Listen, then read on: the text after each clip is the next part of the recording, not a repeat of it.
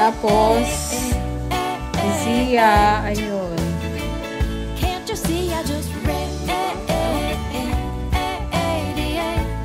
All-time favorite. Life is gonna be great.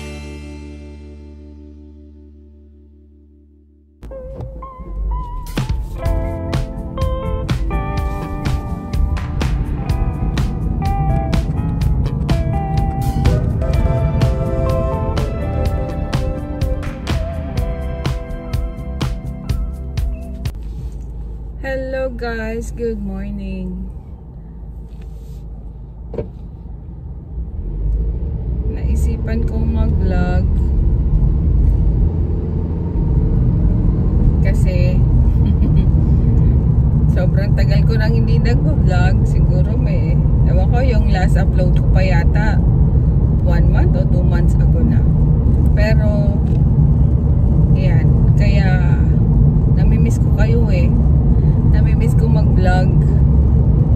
So today nga pala guys is Sunday. Hindi ko alam kung anong petsa na. Parang ano na yata, June na. So yung last na film ko siguro March o April. So yan, ngayon kagagaling ko lang ng church. Nag-attend ako ng worship service. Kahapon kasi nag-attend na si Daddy sa si Zia. Kasi may pasok ako kahapon. So kaya ngayon ako nag-attend ng worship service. So ngayon pa uwi na ako. Dumaan lang ako saglit ng McDonald's. Bumili ako ng almusal namin. Kaya ako lang mag-isa ngayon. So yun, wala, namimiss ko mag-film. Namimiss ko mag-vlog.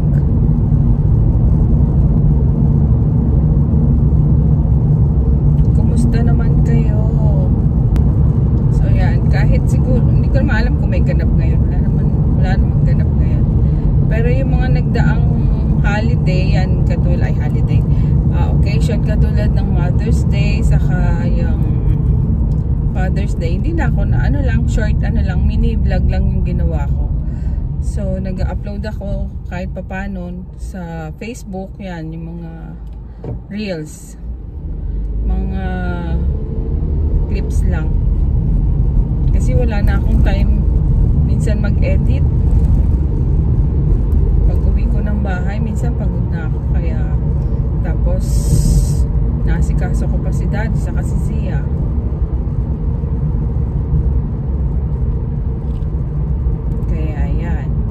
Naisipan ko mag-vlog.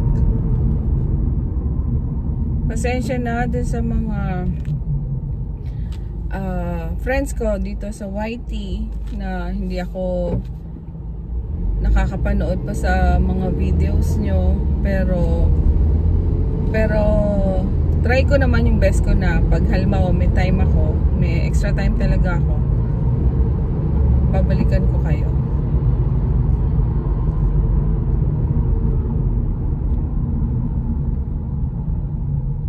So yun, thank you sa mga patuloy na sumusuporta sa channel namin. Sana wag kayo magsawa, manood pa rin kayo ng video namin. Nakakamiss mag-vlog. Namimiss ko rin kayong panoorin.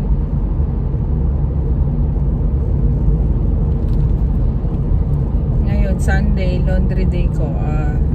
I-try ko habang naglo-laundry ako, pagsasabay ko, manonood ako ng ibang mga videos nyo. So, anong oras na ba? 10:20 na. Hindi ko alam kung gising na si Daddy sa si Zia pagdating ko. Kasi bakasyon pa sila Zia. Ang balik pa nila Zia sa sa August pa. First week yata ng August.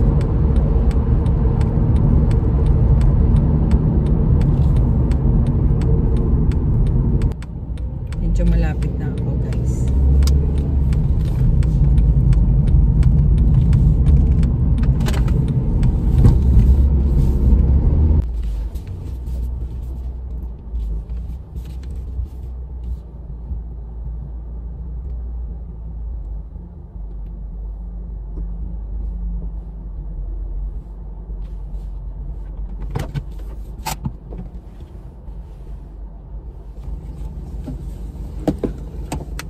Nandito na ako guys. Gising yata si Lucia.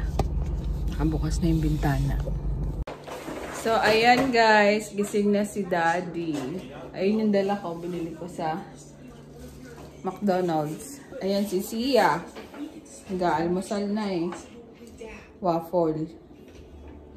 Kami na lang ni Daddy mag-breakfast. Tabi na lang daw yung ano niya. Yung sandwich niya.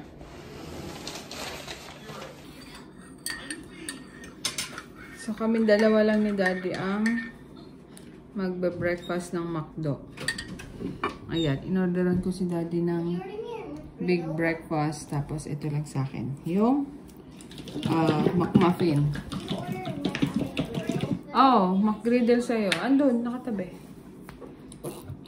Tapos, nagtimpla lang ako ng kape.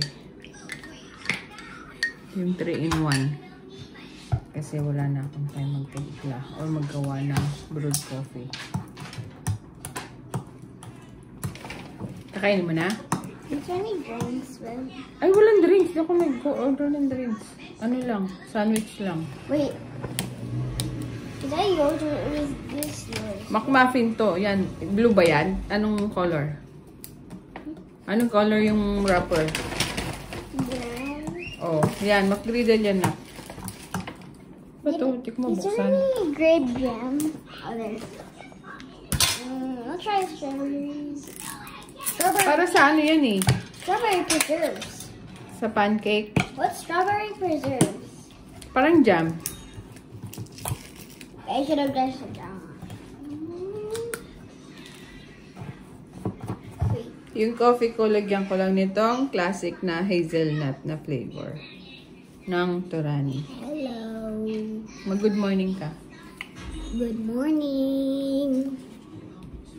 Namiss ka nila, nak. Anong good morning? Oh, alam mo na yun. Oh, Tagalog daw ng good morning. Anong good morning? Okay, Ano? wait. Magandang araw. Gandang umaga. Okay. Magandang araw. Ano yun? Good day. Good day.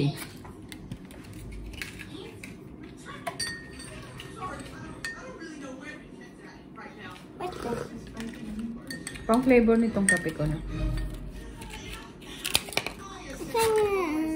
Maybe later. So, kain muna kami, guys. Kain tayo pala.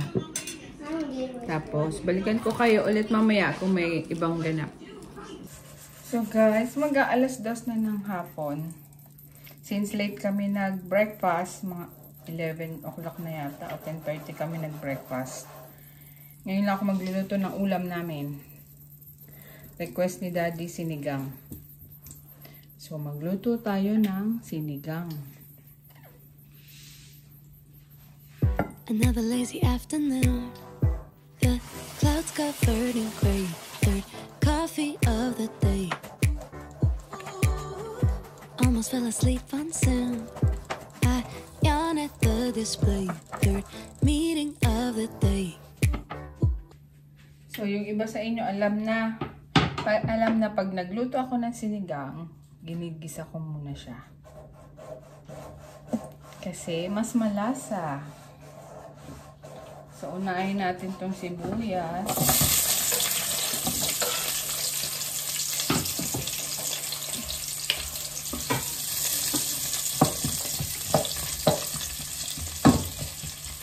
So, yan. Ginigisa ko yung bawang.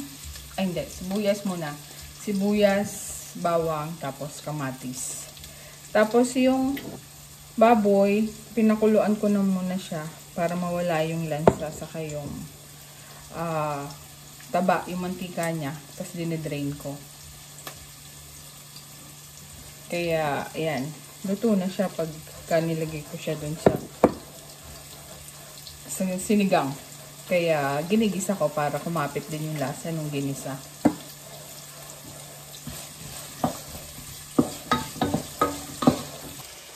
So, ayan, ginigisa ko na yung bawang, sibuyas, kamatis.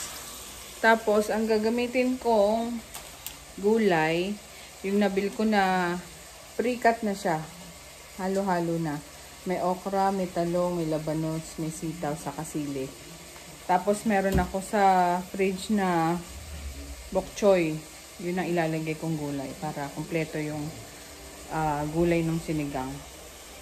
Si Sia, ito si Daddy. May ginagawa siyang na-upgrade niya yung kotse. Anong tawag dyan, Daddy? Spoiler daw, sabi niya. Spoiler daw? Ba't may daw? Walang to, kakapit ko. Yeah, DIY lang yan. Spoiler, nalagay ni Daddy. Tapos, si Sia, ayun. Nunood siya ng Encanto. Yan ang aming Sunday. Sunday be like.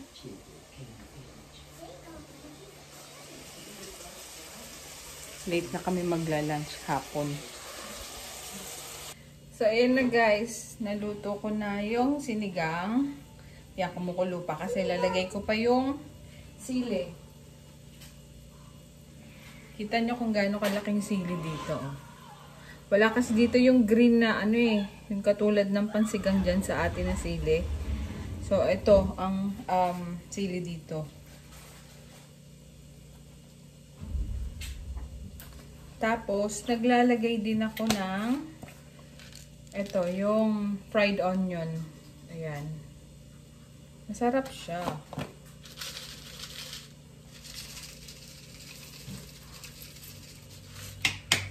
Minsan nga pinapapa ko ito eh. Sarap.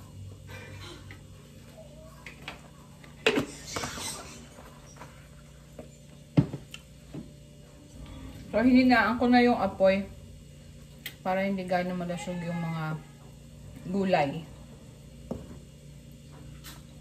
Sarap. Gutom na ako. So, yan. Tignan nyo, guys. Diba? Sarap. All-time favorite. Sinigang.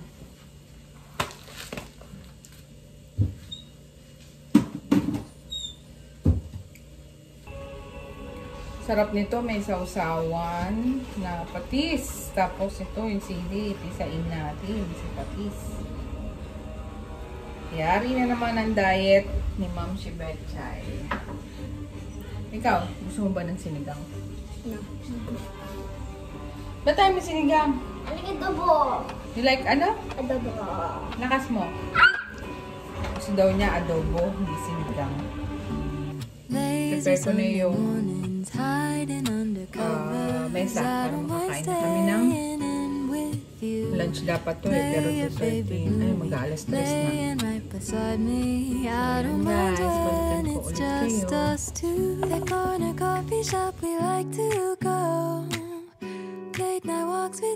kayo.